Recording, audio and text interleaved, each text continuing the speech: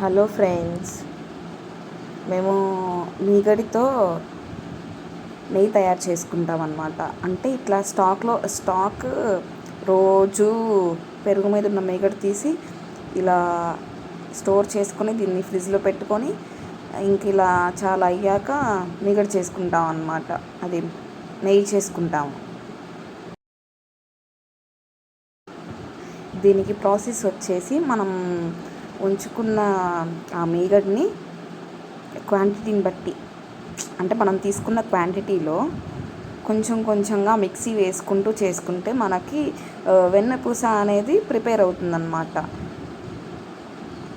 అట్లా మనకున్న క్వాంటిటీని బట్టి 2 టైమ్స్ కావాలంటే 2 టైమ్స్ లేదా 3 టైమ్స్ అలా మనం చేసుకుంటే అట్లా ఐస్ క్యూబ్స్ వేసుకొని దాంట్లో కొంచెం వాటర్ పోసుకొని మనం చేసుకున్నాం అనుకోండి గాయస్, చాలా బాగా వస్తుంది అనమాట. వెన్న పదార్థం అనేది చాలా బాగుంటుంది. తర్వాత దాన్ని ఇంకా యథావిధిగా మనం ఎలా తయారు చేసుకుంటామో స్టవ్ మీద పెట్టి నెయ్యిని కరిగించుకుంటాము. అలానే వెన్నపూసని స్టవ్ మీద పెట్టుకుంటే నెయ్యి తయారవుతుంది కదా, అలా చేసుకుంటాం ఫ్రెండ్స్. నెయ్యి ఎలా చేసుకోవాలి అనే ప్రాసెస్ నేను ఫుల్ ప్రాసెస్ దీంట్లో చూపిస్తున్నాను అనమాట. అంటే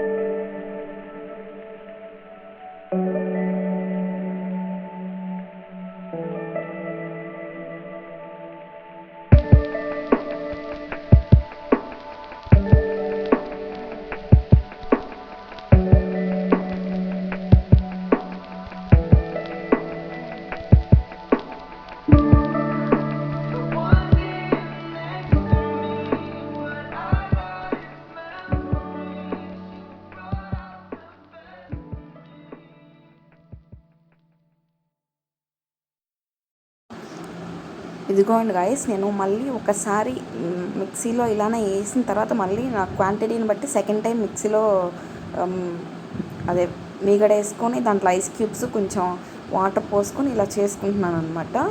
ఇలా చేసుకొని అయిపోయాక అది మొత్తం మన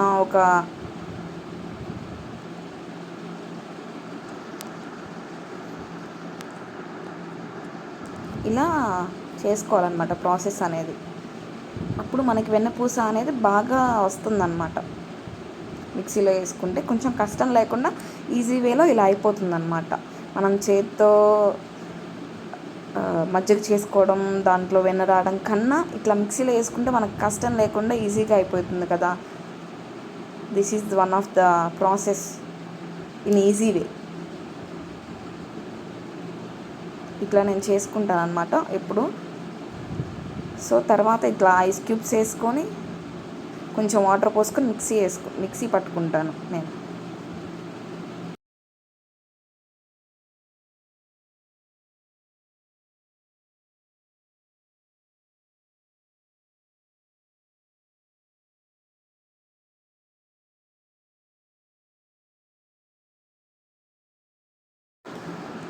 ఇదిగోండి చూడండి ఫ్రెండ్స్, నేను 2 టైమ్స్ వేసుకున్నాను మిక్సీ నా క్వాంటిటీని బట్టి.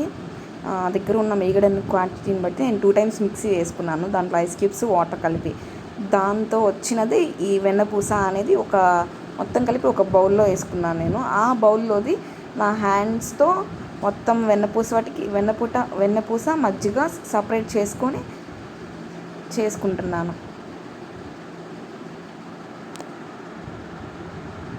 అట్లా హ్యాండ్స్తో నీట్గా తీసుకొని మజ్జిగని దాన్ని సపరేట్ చేసుకుంటాను అన్నమాట, వాటర్ లేకుండా. అది సపరేట్ చేసుకున్నాక నేను ఒకసారి మళ్ళీ ఆ వెన్నపూసలోనే వాటర్ పోసి క్లీన్ కూడా చేసుకుంటాను అన్నమాట. అంటే మనం ఎన్నో రోజులు మేగడ మొత్తం ఫ్రిడ్జ్లో పెట్టుకొని స్టోర్ చేసుకుంటున్నాం కదా. సో అందుకని చెప్పేసి నేను ఒక 2 times అట్లా వెన్నపూసని వాటర్తో వాష్ చేసుకొని తర్వాత దాన్ని నేను బాయిల్ చేసుకుంటాను అన్నమాట.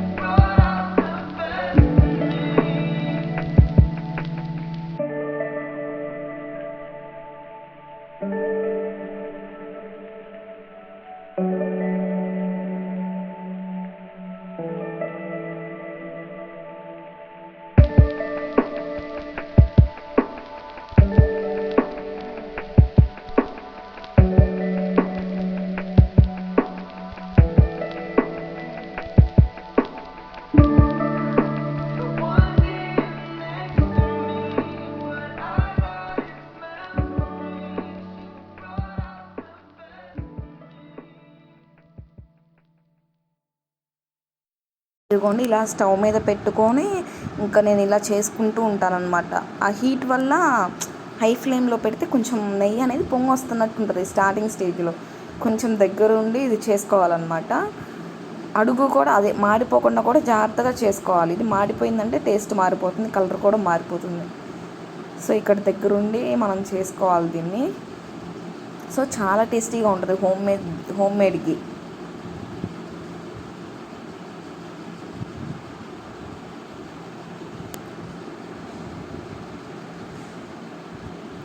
Thank you friends watching my video. Please support my channel friends.